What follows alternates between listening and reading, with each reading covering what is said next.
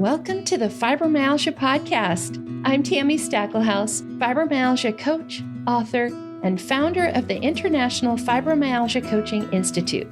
The goal of this podcast is to empower you with access to the dream team of experts and coaches I've discovered are key to living the fibro life you love. From the comfort of your own home, and maybe even your pajamas, I'll help you take back control of your life and health. To help out with fibro fog, I always include full show notes and additional resources at fibromyalgiapodcast.com.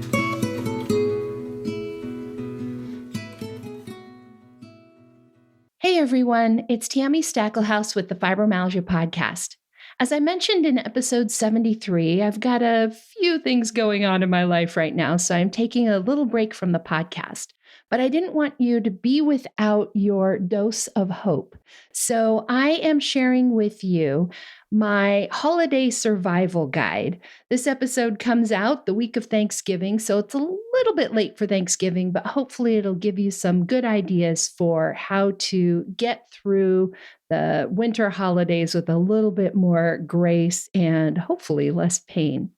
I also want to mention a couple of things before we share a replay of that episode for you. In this episode, you will hear me giving a report on how I have found the OSCA pulse. This was something we talked about in episode 19. So if you're not familiar, feel free to listen to that. You can just go to fibromyalgiapodcast.com/19 to learn more about the OSCA pulse. But it's an electronic device that can help with pain relief. It is still something that I use quite often. You will hear me talk in this episode about some specific things that I've used it for. But I did want to let you know, if you're interested in the OSCA Pulse, the code has changed. This was released 2 years ago, and in that time, there's a new code. So if you're interested, just shoot us an email. Just go to fibromyalgiapodcast.com, click on Ask the Coach in the menu. You can send us a message. We would be happy to give you the updated code. I'm not mentioning it here because it's probably going to change again. So go ahead and shoot us an email. The other thing I wanted to mention to you is that the things you will hear in this episode, the Holiday Survival Guide, these are some of the things that I am actually using right now to help me deal with all of the extra craziness in my life, to make sure that I stay pain-free, to make sure that I have enough energy to do the things that I want and need to do, and which things are completely optional. Enjoy.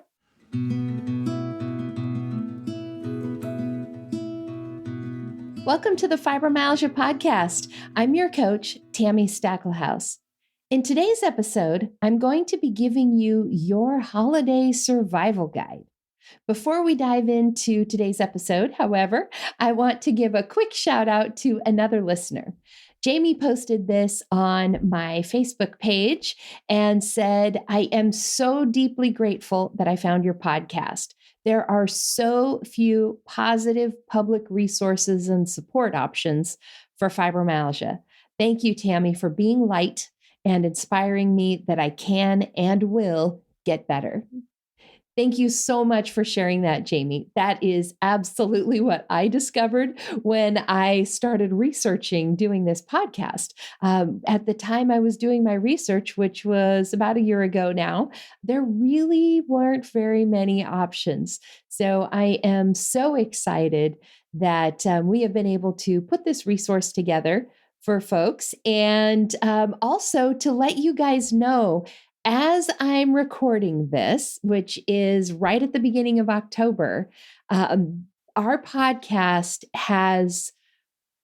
we have exceeded so many expectations. We are over 22,000 listeners with our podcast, and we are pretty much averaging about 1,100 downloads per episode, which honestly puts us in the top 20% of all podcasts, which just blows my mind. Much less the fact that it's a 100% fibromyalgia specific podcast. So I just want to thank each and every one of you who's listening right now, because of course, without you, none of that would have happened. So thank you all so much. And please keep sending in your love notes. It definitely encourages us and it helps us keep going because this is a lot of hard work. All right, you guys. I also wanted to give you a quick update. A couple episodes ago, in episode 19, I did an interview with Greg Holgate, the founder of Osca Wellness. And I interviewed him about the Osca Pulse and using it to manage fibromyalgia pain. Right after I recorded that episode, that interview with him, my Osca Pulse arrived in the mail. And so since then, which has been, a little over, I think it's been a little over a month now, I have been using the Osca Pulse myself. I did add a few notes on the show notes page of episode 19 when we published that.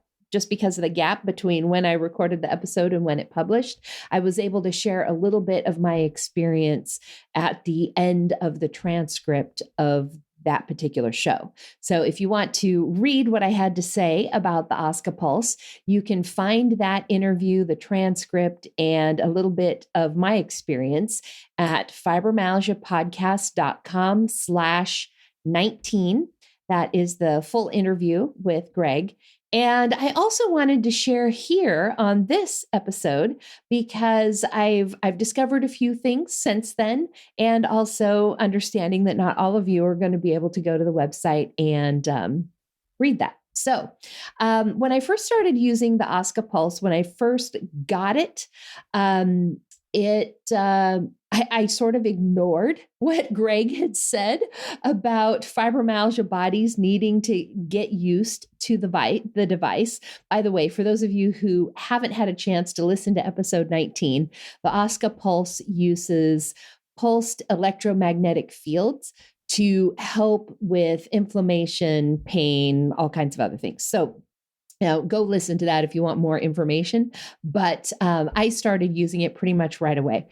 You know how it is, right? You have a brand new toy, you want to play with it. So I used it that whole evening. I slept with it under my pillow, like all the things, right?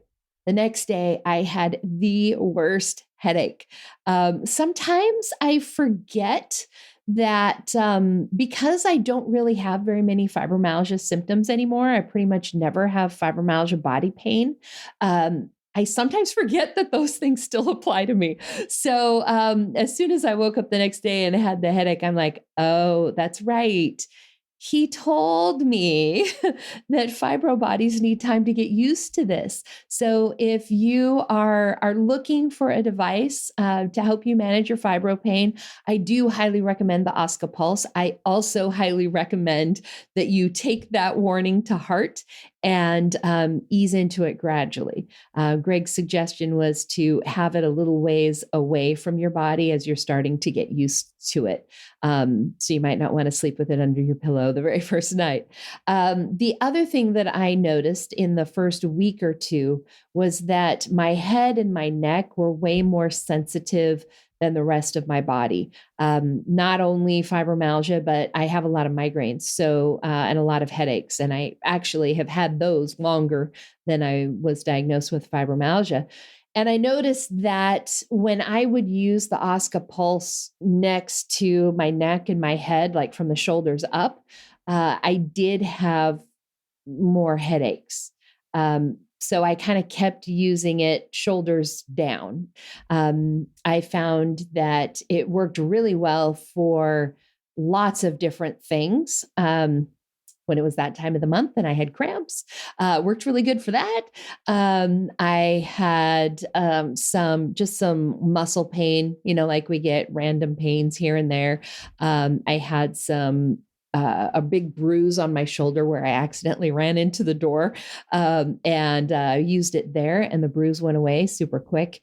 And I have found over the last month that the more I've used it, making sure that I was easing into it and using it from the shoulders down. As my body has gotten used to it, I've been able to use it more and in other places. So the last week or two, I've noticed, you might even be able to hear it a little bit in my voice, that I've had a little bit more nasal congestion. It's that time of the year, right? My doctor even said, oh, your lymph nodes, they feel a little congested. You might be fighting something off. So I actually used the Oscar pulse on my forehead, on the top of my head, to hopefully see, just as a trial, to see if it would help clear my sinuses, help things drain out. And it seemed to help quite a bit, actually, and didn't give me a headache. So if you are considering the Oscar Pulse, if you listened to episode 19 and you're considering it, I think it's great. It's something that I'm going to be continuing to use a lot, but do take the warning to heart that you need to ease into it if you have fibromyalgia. For those of you who are hearing me talk about this and don't really know what I'm talking about, please go listen to episode 19. It's a really cool device. A lot of my students and clients use it. There's even a discount code. If you want to purchase one, you can use the code Fibro Coach, all one word, on their website to get a $55 discount off the device. And we've got the link for purchasing that. We'll have that in today's show notes, but we also have it in episode 19's show notes. All right, just wanted to give you that little update because I've gotten a few emails from people asking about that. And so on to our holiday survival guide. This time of year can be super challenging, no matter who you are, right? There's always so much to do and so many obligations, so many, there's just so much going on. So it can be a challenge. It can be tiring. It can be stressful, even if you don't have fibromyalgia. Of course, you add fibromyalgia to that picture, and it's even more tiring, more stressful, right? Because we have limited energy.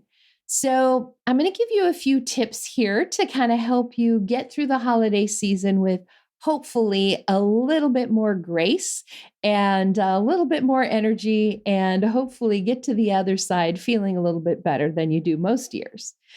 Of course, the biggest way that you can improve your holidays is to just feel better.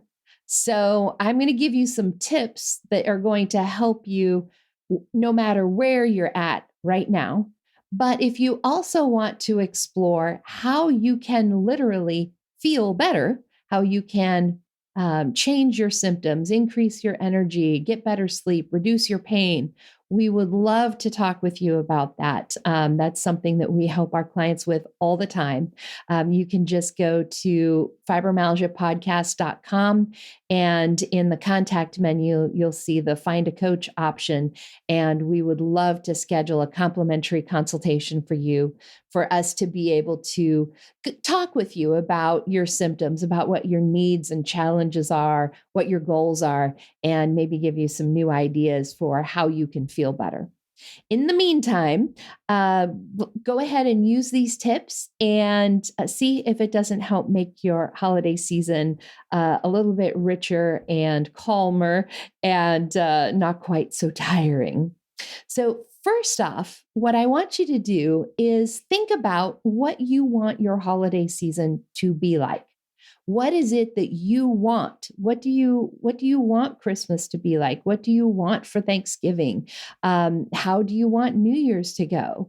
There are so many holidays. I'm of course going to talk from my Christian tradition, but I realize there are lots of holidays happening this time of year. So you can just like substitute in your brain when I talk about Christmas. If you don't celebrate Christmas, but you celebrate something else, it's totally fine.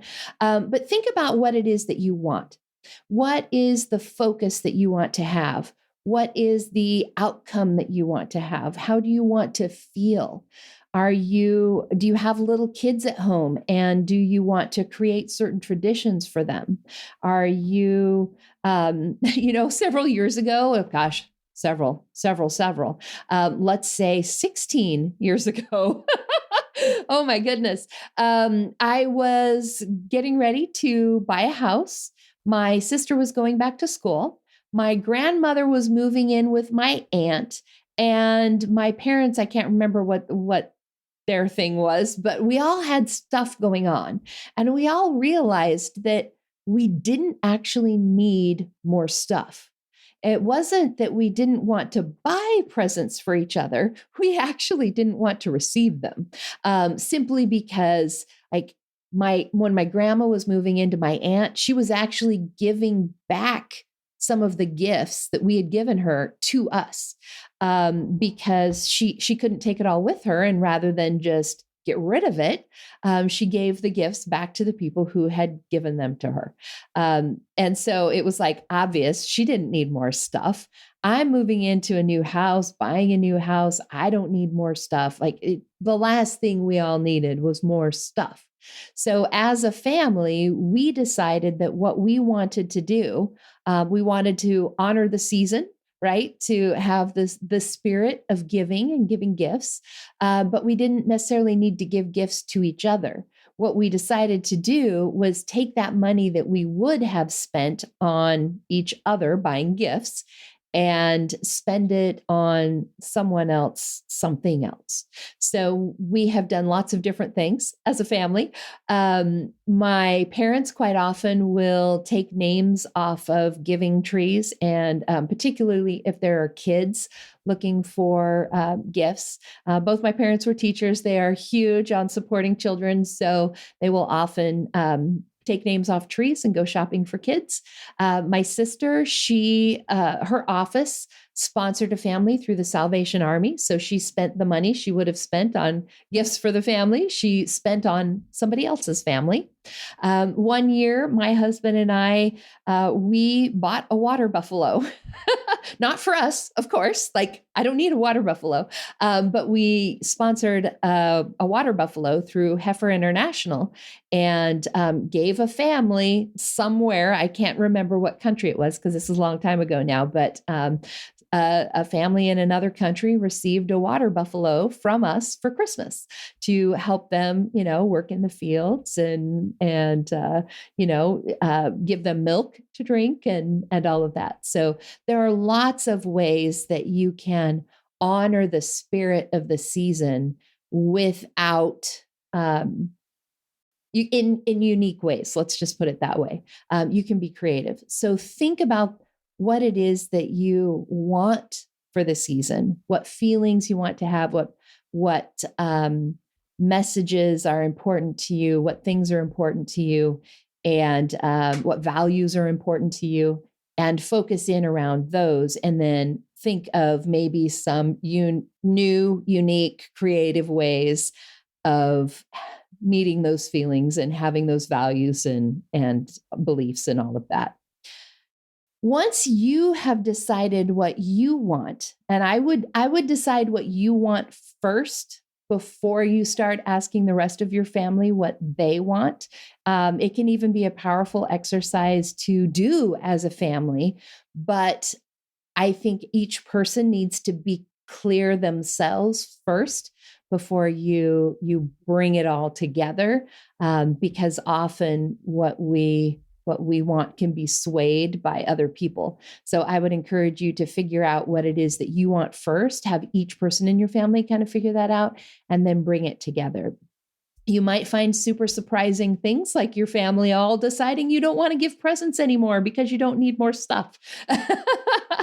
So it was also really cool because the company I was working for at the time, we had a gift exchange, and a friend of mine had also kind of come to the same conclusion that I did. And what she asked for with the gift exchange in the office was that a donation be made to a couple of different charities, which was really cool. So decide what you want, then come together and decide together what it is that you want. Some of you know my sister passed away from cancer about 3 years ago. And over the last 3 years, our holidays have been different than they were when she was still around. And we have purposefully done things differently just because it's made it easier. This year, we're actually going to the beach and we're staying in a hotel by the beach. And by stepping outside of our normal way of doing things, it actually makes it easier for us. So you can think about setting new traditions like that or doing things differently, and really think about what is most important. So as you're looking at what it is that you want, you also have to realize that, of course, you have a limited amount of energy. You can only do so much. So what are the things that are most important? It potentially could even be really good for you to kind of rank the things that you want to do so that you do the most important things first. And then if you run out of energy, it's the lesser important things that get cut instead of doing less important things first and then the important things get cut. So a lot of, if you haven't picked up on it by now, episode 22, one of the things that I really believe about living your best life with fibromyalgia is that it's all about planning and it's all about making choices. We have to be more purposeful with our choices simply because we have less energy. We have to, right? It's like a person who has less money has to be more purposeful about, excuse me, about the choices that they make with their money. So just make sure that you're making your choices count. We have limited energy. We have to be smart about the choices that we make. So decide what you want, decide what's important. And then once you've done that, the third tip for you is to use the Dream Week planner to actually plan out what your holiday season is going to look like. And this, depending on what all you've got going on, this may start mid-November for you and go through, the beginning of August, or not August. Well, if your life is really busy, maybe, but through January. So use the Dream Week planner to really plan out, or use a calendar and really plan out what activities are we going to take part in. What are we doing as a family? Our extended family? Are we going to see grandparents, aunts, uncles? Like, who all is fitting into this picture? Are there children's activities? Are there school plays or concerts or office business holiday parties? What all is going on that has to fit into your life, along with your normal life, right? Taking care of yourself, taking care of your loved ones, going to work, whatever it might be that you've got going on, fitting in physical therapy, acupuncture, the chiropractor, whatever it is. You've got all those things you need to do. So sit down and plan it all out. If you're somebody who loves spontaneity, that you can actually plan for that too. What that would look like is planning out your week and then leaving empty spaces where we don't know what we're going to do, but we're going to do something fun. You could look something like that. So take the time to plan ahead of time what it is that you want to do. That way you don't end up overcommitted or committed to things that are less important to you and then have to say no to things that are more important, either because there just isn't time on the schedule or because your body says no. So plan it all out. So that's tip number 3, is to use the Dream Week or a calendar and plan it. For those of you who aren't sure what I'm talking about with the Dream Week, this is an activity that is in my first book, Take Back Your Life. And you can go out to fibromyalgiapodcast.com under books. You will find where you can get that book. We also have the worksheets for those of you who may be familiar with the exercise, but just want the worksheets. You can also get the worksheets. Just go to the show notes for today's episode and you will be able to download those. So fibromyalgiapodcast.com/22 you'll be able to get that worksheet. I also have a video where I actually walk people through doing the normal Dream Week exercise. For those of you who are real visual learners, you might find that helpful as well. Once you have done all of that, right? You have decided what you want for the holidays. You've decided what's important. You've taken the time to plan out what it is that you're going to do. The fourth piece that I really want to drive home for you guys is do not stop doing the things that help you feel your best. So it's going to get crazy. There are going to be choices that you have to make. There may even be some things that you choose to do knowing that it's going to cause you a fibro flare. That is totally okay. You just also have to make sure that you keep doing all the things that are going to help you feel your best. When life gets crazy, when you have more activities, when you're using more energy, when there's more stress, that is not the time to cut out your self-care. So make sure that you're still drinking your water and you're still eating the things that you should eat and avoiding the things that you shouldn't. Make sure that you're still taking all of your medications and supplements the way that you should be. Make sure that you're taking time to stop and breathe and calm yourself back down. With fibromyalgia, we so easily flip over into fight or flight. Some of us are permanently stuck there. And so we need to take that moment to just center ourselves again. It's a good opportunity to try some meditation or prayer or coloring or crafts. I have a lot of clients who doing things like knitting or painting is a real meditative act for them. Do the things that are going to help you feel your best. It can be so easy to feel like, oh, I just don't have time to fill in the blank. Go get a massage, go to my acupuncturist, see the chiropractor, take an Epsom salt bath. I don't have time to, whatever. Yes, you do. You've got to make sure that you keep doing those things. Doing those things is what gives you what you need to go do all the other things that you want to do. So make sure when you are doing your planning and you're building your dream week that you are adding in the things that you need to do to stay feeling your best. The last tip that I'm going to give you for your holiday survival guide. So we've got 4 things so far. Number 1, we've got deciding what you want. Number 2, deciding what's important. Number 3, planning out your dream week or your dream holidays, because it's going to be more than 1 week, planning that out and making a choice up front how you're going to spend your time and your energy. And then number 4, keep doing all the things you got to do to stay feeling your best. And number 5 is to create your flare survival kit. This is something both virtual and real. So there's a worksheet that I have for you, the Flare Survival Kit worksheet, where you actually write down the things that help you in different situations. You may need to put together an actual kit that you can take with you, particularly if you're traveling over the holidays.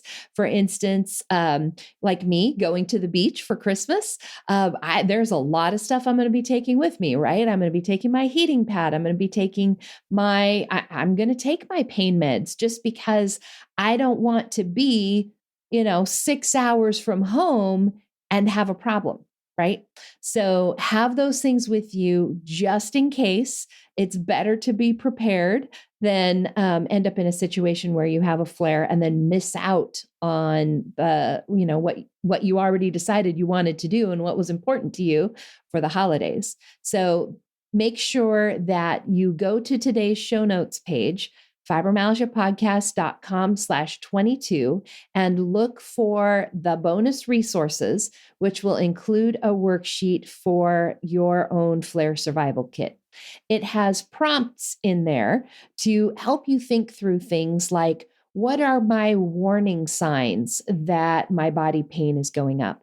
What are my warning signs for brain fog? What are my warning signs for fatigue? What are my emotional warning signs? There's also places on there where you can jot down warning signs if you've got other conditions that you keep an eye on, like for me with my headaches. So just to kind of give you an idea of what I mean by warning signs, one of the warning signs for me that my brain is on overload is if I'm typing or writing, I will actually spell things funny.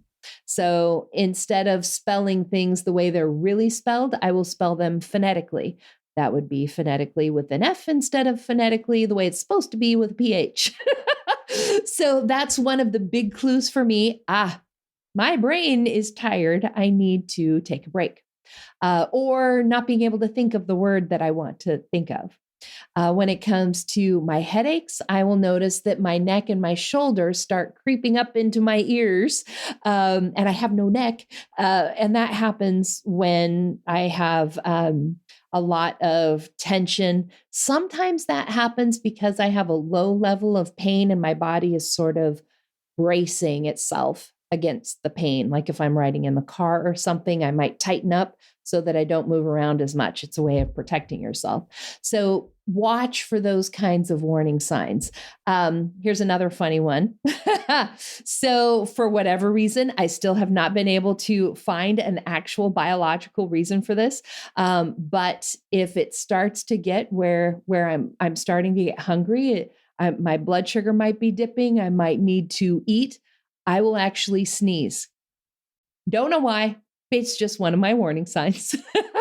So, emotional warning signs might be things like snapping at people when you don't mean to, or withdrawing and just wanting to go to bed, take a nap, and not be around people.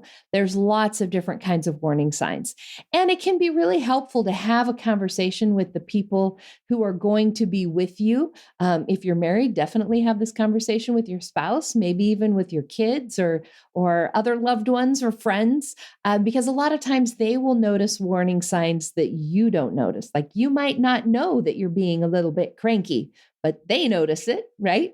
So if you can plan that out in a time when you feel good and actually outline, when you see this happen, this is what I need, then they can help you as well as you helping yourself. So for instance, if I sneeze out of the blue for no reason, or I'm being cranky, my husband might think, maybe she needs to eat. And he might say, hey, do you need a snack?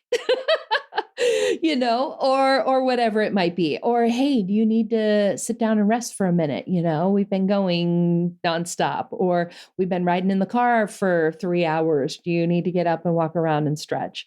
So having that information actually written down and outlined, shared then with the people who are with you, that can actually, it makes it easier for the people who love you to help you, because there's actually something concrete they could do, like bring you a snack.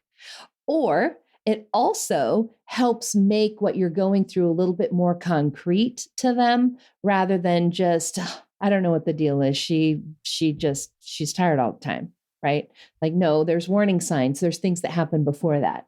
And if you have trouble coming up with these things, like I said, talking to somebody else is a really great way to get some help with this.